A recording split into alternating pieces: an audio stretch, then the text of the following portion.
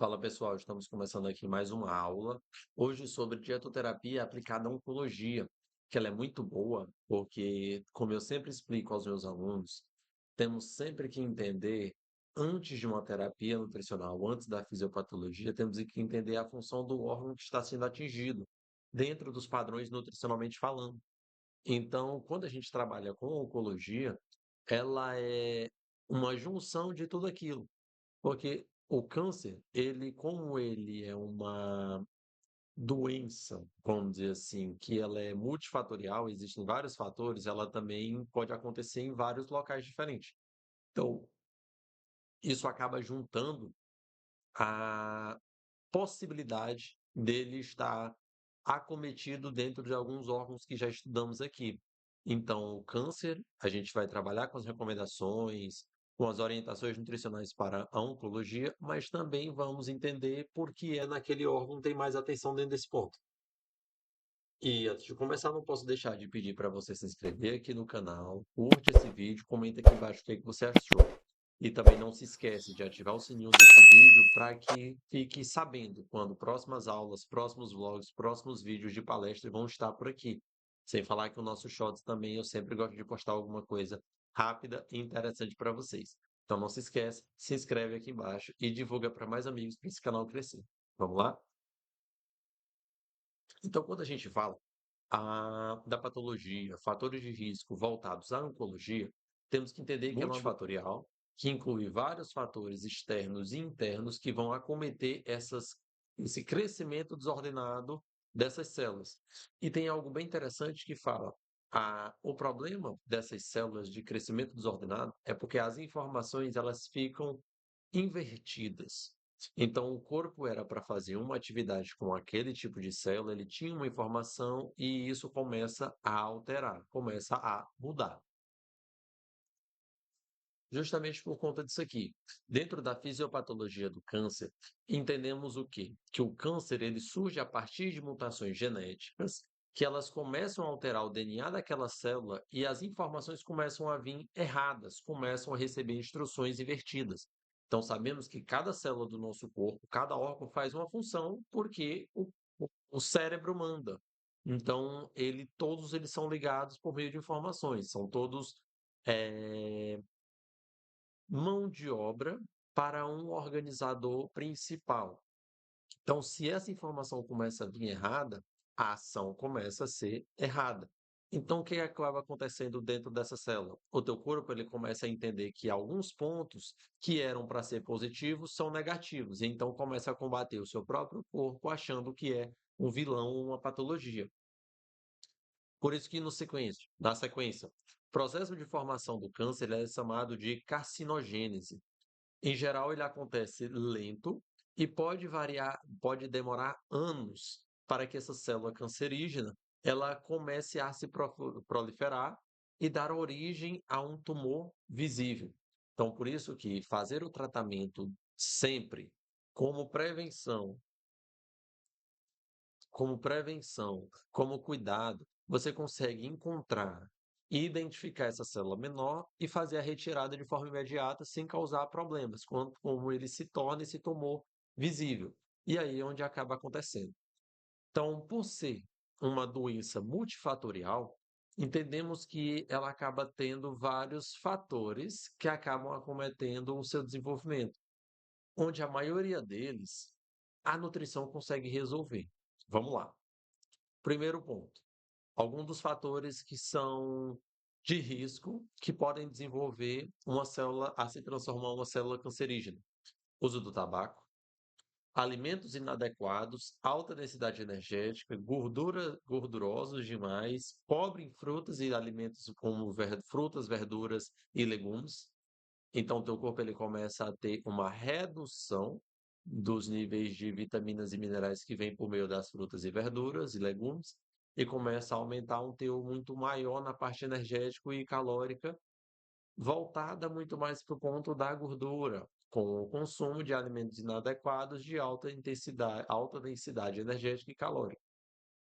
Outro ponto, inatividade física, obesidade, consumo de bebidas alcoólicas, tabagismo, proximidade a radiações, poluição ambiental, comportamento sexual, iniciar precocemente atividades sexuais, ter um parceiro sexual em múltiplas parceiras e possuir múltiplos parceiros, que são fatores relacionados ao desenvolvimento do HPV. Então vamos lá. Quando a gente trabalha dentro desses pontos, que são fatores de risco, todos eles são voltados para fatores que vão deixar o teu corpo muito mais sensível, muito mais frágil para o acometimento desta patologia. É aí onde entram os cuidados nutricionais e as observações de saúde.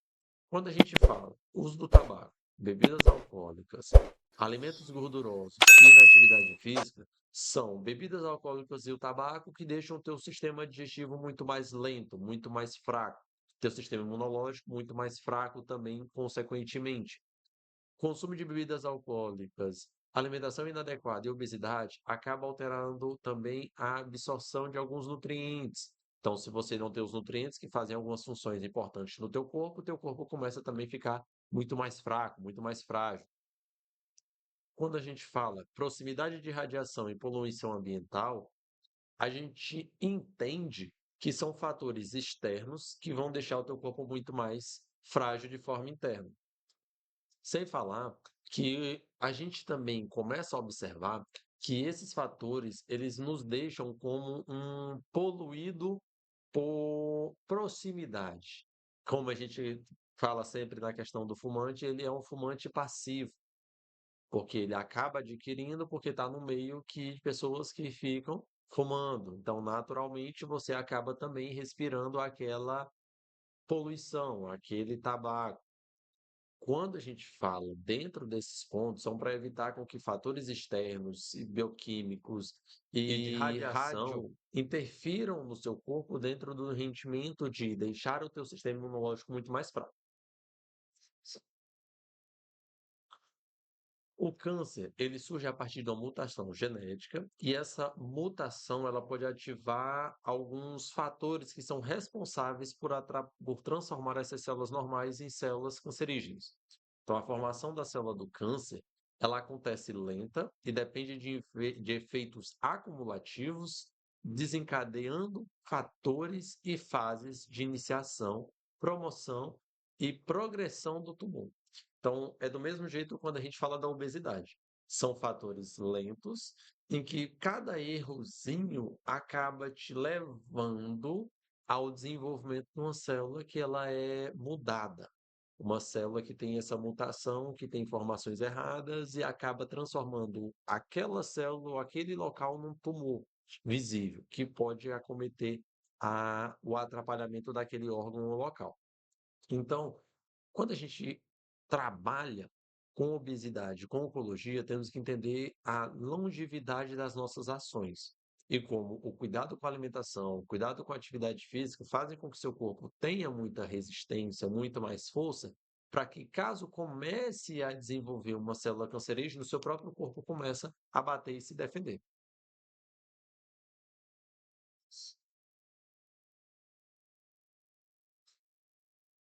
Um dos principais pontos que a nutrição ela trabalha dentro da oncologia, além de entender o órgão que o tumor está acometido, que isso vai atrapalhar todo o processo de absorção de nutrientes, liberação de nutrientes, deficiências nutricionais, é que muitas vezes essas células acabam deixando o teu sistema imunológico muito mais fraco e com isso a temperatura corporal do teu corpo para se defender sempre aumenta e consequentemente teu metabolismo também.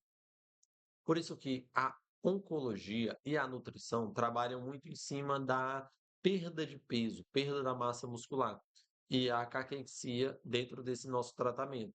Porque quando a gente fala da caquexia, ela é um processo de desnutrição associado à anorexia, ou seja, uma produção de citocinas que aumenta o gasto energético, ativando o estado inflamatório do teu corpo. E aí a hipoalbulemia e a perda grave de pesos começam a aparecer, que é o chamado de caquexia do câncer. Ela volta para tudo aquilo que eu comentei. O teu corpo ele começa a entrar dentro do processo inflamatório, começa a aumentar a temperatura corporal para tentar se defender, e com isso o metabolismo começa a acelerar e o consumo começa a ficar pequeno por conta dos processos de radiação, do local da patologia, e você não se alimenta com o tanto que teu corpo está acelerado. Por isso vem a perda de peso, além da perda de massa muscular, a perda de grande quantidade de gordura corporal também. Como nutricionista, o que é que você tem que fazer? Avaliar os métodos antropométricos, então o ideal é sempre que você pese o seu paciente antes e ao decorrer de todo o tratamento. Então, se ele vai fazer uma sessão de quimioterapia, você pesa o seu paciente antes e, se possível, você pesa ele depois, para entender os processos de perda. Cada atendimento, cada acompanhamento, você vai fazendo a coleta desses dados para entender quanto é que ele está perdendo de percentual de gordura, quanto é que ele está perdendo de percentual de massa muscular, quanto é que está caindo de massa magra. Então, você vai fazendo esse ajuste em cima das avaliações. Dentro dos locais de pregas cutâneas que você vai fazer, o recomendado é que você faça todas, para que qualquer das formas que você precise, você já tenha os dados suficientes para utilizar ela e entender quanto é que está desse peso, quanto é que está de gordura corporal, quanto é que está de massa muscular, e aí fazer as organizações nutricionais em cima de cada um desses pontos. Aí vem para as recomendações. Mas o que eu comento com os meus alunos e gosto sempre de falar, as recomendações elas vão servir para um corpo que não tem nenhum daqueles fatores de risco. Então, a organização por meio da alimentação adequada, a atividade física, a hidratação correta, entender onde é que o órgão que está sendo acometido por conta desse tumor, essas observações, essas orientações que são externas, vão trazer para essas recomendações serem mais efetivas. Então, dentro dessas recomendações, tanto de energia, como de proteína, como hídrica, elas são muito mais voltadas para o manutenção ou reganho de peso e de massa muscular desses nossos pacientes. Então, eu tenho recomendação energética para manutenção, recomendação entre 30 a 35 quilocalorias por quilograma por dia de cada um dos pacientes. Se for na parte pós-operatório ou presença de sepse, nós mantemos entre 20 a 25 quilocalorias por quilo de peso.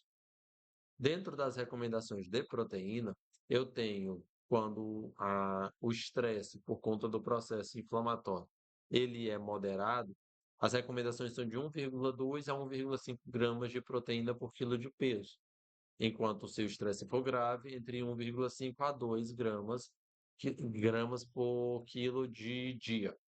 O que isso quer dizer? Que as recomendações elas são voltadas para uma quantidade de carboidrato e de proteína um pouco mais elevadas, além da recomendação também de calorias, que é para o meu paciente ele não perder tanta massa muscular, fazer a recuperação desse músculo que foi desgastado e aí ter um processo evolutivo, tanto do tratamento como da evolução física, bem melhores e bem mais organizados. Então, para finalizar, quando entendemos sobre a nutrição e oncologia, tem que ter uma leque de informações sobre todos os órgãos e locais possíveis onde esse tumor pode aparecer e como é que ele vai impactar naquele local. Sem falar que método de tratamento, diagnóstico clínico, eles vão ser fundamentais para que você faça essa conduta de forma correta. Além das utilizações de recomendações de forma mais saudáveis, aumentando a quantidade de calorias, organizando o volume de carboidrato, proteína e diminuindo a concentração de lipídio para a composição corporal ficar perfeita e individualizada para aquele tipo de paciente, além também das recomendações de utilização de frutas, consumo adequado, hidratação adequado, atividade física, para fazer todo esse fortalecimento, tá?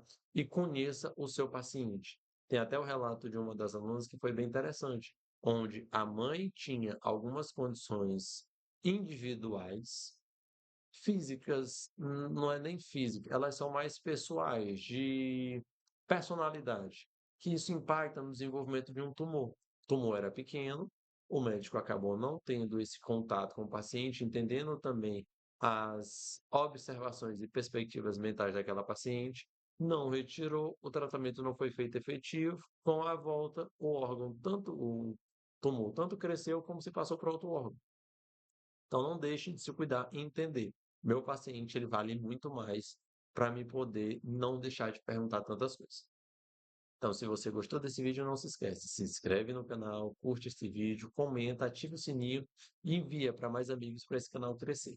Eu sou Paulo César Rosa e agradeço muito você ter ficado aqui comigo para essa aula. Um abraço.